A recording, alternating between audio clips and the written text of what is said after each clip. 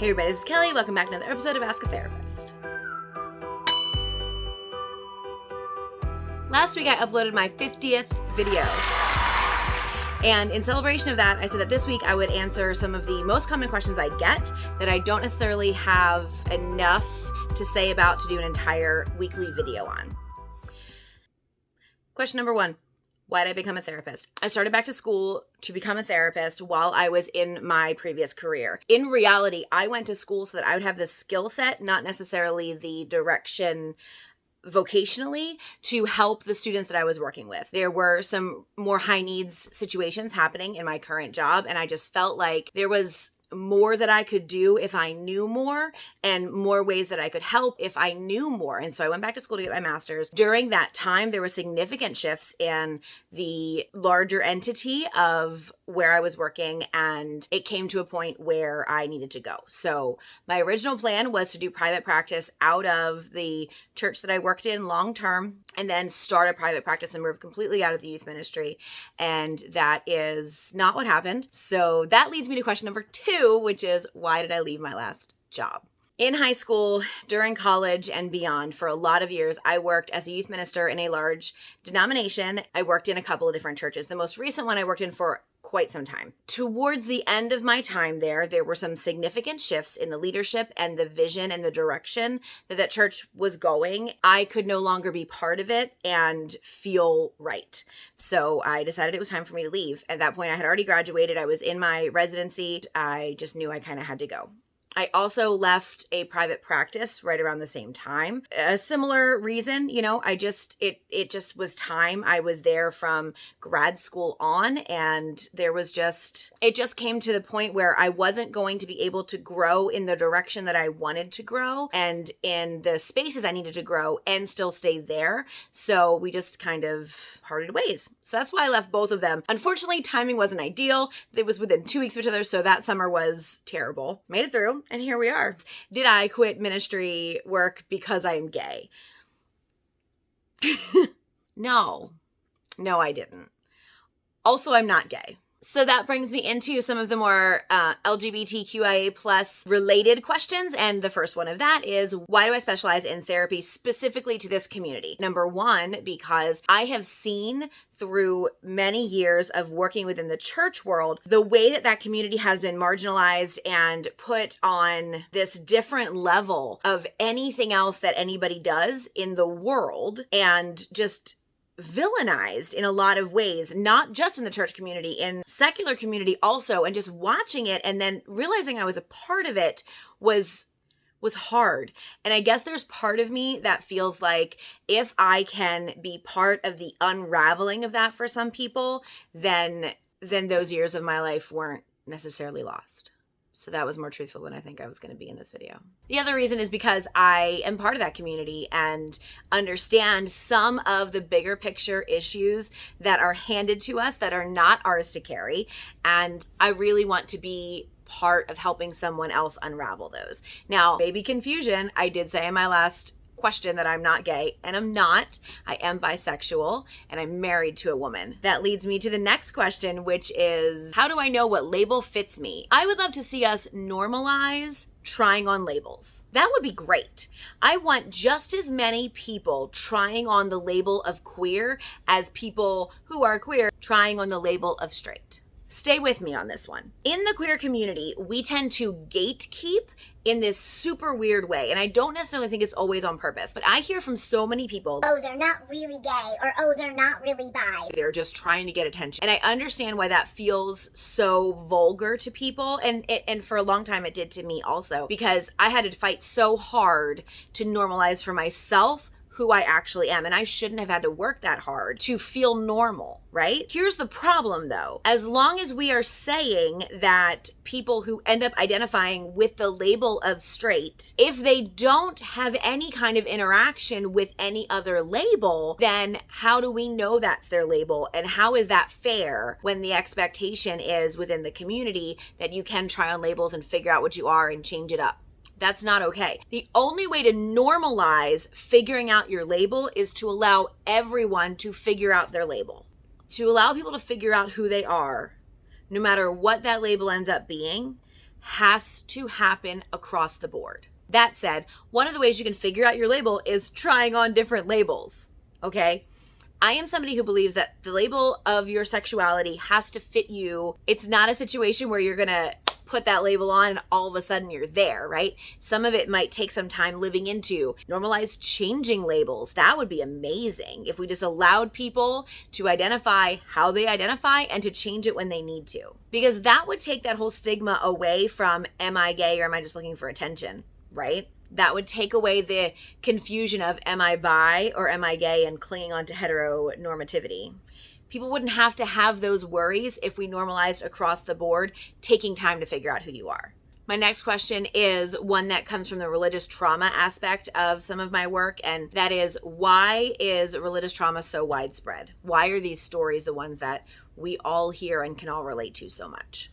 Fair question, and my answer is I don't really know. I think part of it is because people are inclined to disbelieve people when they tell them they've been hurt, right? In one of my videos, I talked about a former pastor of mine that said some really inappropriate things to me and made me feel really terrible about it. But do you know how long it took me to tell anybody?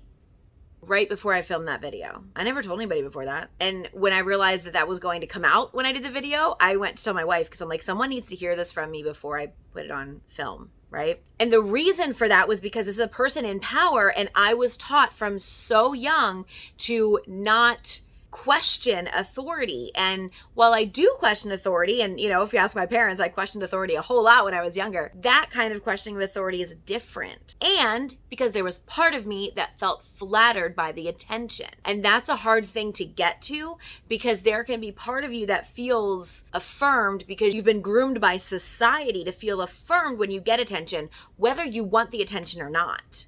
The religious trauma aspect is very similar to that, because you're taught to sacrifice yourself, you're taught to let go of who you are, you're taught to embrace the journey, and that we all have a cross to bear. And so when you have these very heavy things that are handed to you by the church, it almost feels like maybe it's just God giving that to you so that you can then carry it and learn from it. That's not God, that's people. But the idea of religious trauma is still so quiet, and the problems, the scars come out after we've left those environments. And once you've left those environments, in a lot of ways, you're not worth listening to anymore, because you've turned from the truth and you've neglected all of the things that you were taught. And all of a sudden, your words don't make any sense to anyone anymore. So those in the communities aren't listening to you. Those outside of the communities are, but those outside of the communities are the people like you who've had the hurt and had the pain and had those things happen to them. They get it, but also wouldn't have listened to it when they were in the middle of it either. These questions come up a ton. I've already sort of addressed them a little bit, but they are, how do I know that I'm gay and not just sick of heteronormativity? And the other one is, how do I explain to my straight partner that I am no longer straight?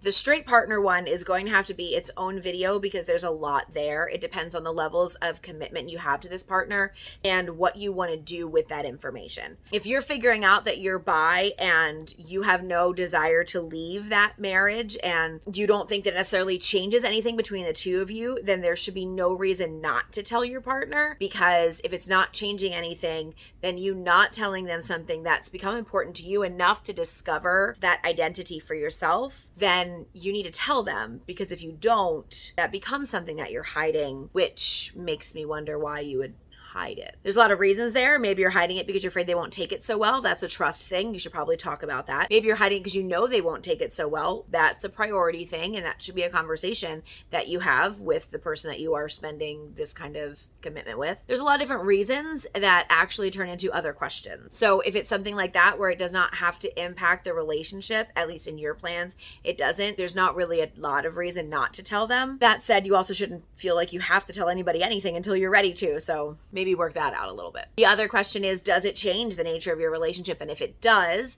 then that's a very different conversation. That's a conversation about, do you want an open relationship? Do you want to leave the relationship? Do you want to break? Do you want to break up? What is it that you want? And how do you then approach it with that person? How do I know that I'm gay and not just tired of heterosexuality?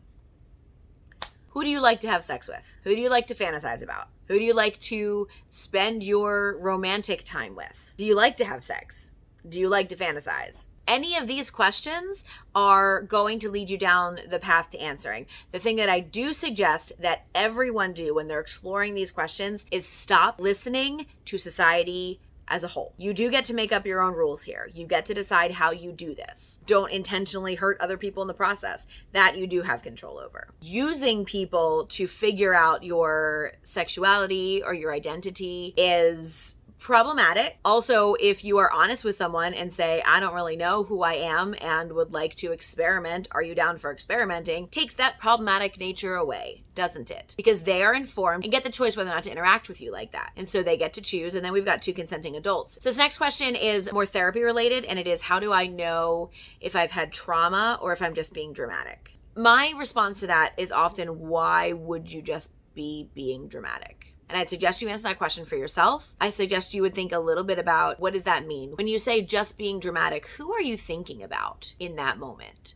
And why do you think that about that person? Maybe it's a friend of yours or somebody you knew from like middle school or high school who always seemed to have a terrible thing going on and talked about it a lot, and you don't want to be that person. Why don't you want to be that person? What does it say about you to be that person? And maybe what are some of the assumptions you made about that person back at that time that maybe weren't appropriate or correct assumptions? There's a lot there to the reasons why people don't want to address and accept the fact that they have trauma in their lives. Our brains come up with really creative reasons for stopping us from doing things that would actually better our lives. And it's really important that we listen to our bodies and we listen to our brains and listen to the thoughts that it's handing us, not because they're always accurate, because they're always a clue to what it really wants and where it's really going. I had a couple more questions that were specifically about me. One was, why am I doing YouTube? Okay, I'm doing YouTube because it became very apparent to me that the idea of therapy and what it could be and what it could do for someone was just very stigmatized. We all know this. The stigma behind it was so weird to me because I thought it really had more to do with access. But I'm really bad at explaining to people why therapy is such a good idea. So I said, well, instead of telling people why it's a good idea, what if I give people access to good information, real information and support, and see what they do with it? And so here we are. Another question I got directed to me, which is also tied in with the LGBTQIA plus topic and religious trauma, is, when am I going to tell my story? There's a lot to tell, and it has come out, some little pieces of it here and there in different videos that I've done. Originally, I had said in one of my videos that I would tell my story when I got to 100 followers. Honestly, I never thought that I'd get to 100 followers. Here I am to almost 500 now. I want to say I'll do it when I get to 1,000 can be monetized. But that's not what I'm saying. What I'm going to say is, I don't know that my personal story would do a lot therapeutically for people, except for the people who know the major players in it, if that makes sense. When I can figure out a way to be therapeutic for you in the sharing of those stories is when I will begin to really start to unravel that. And part of that is the response to like this video. When I'm saying stuff that's just about me and not necessarily about a therapeutic topic, if there's not a big response to it, that kind of tells me that's not the right time, because there's not that investment necessarily in needing to know my story to be able to heal from yours. And that's what I think is really more important to me, is helping you to heal from yours. And so that's where I am. All right, so that's enough questions for today. Our next video is going to be the first one of Pride Month, and we're going a little all out. Make sure you get your topic suggestions in. I would love to hear what Pride Month topics you would like for me to cover. You can also reach me on any of these social media platforms. Have a great rest of your week. Thank you so much for watching. Take care of yourselves and each other.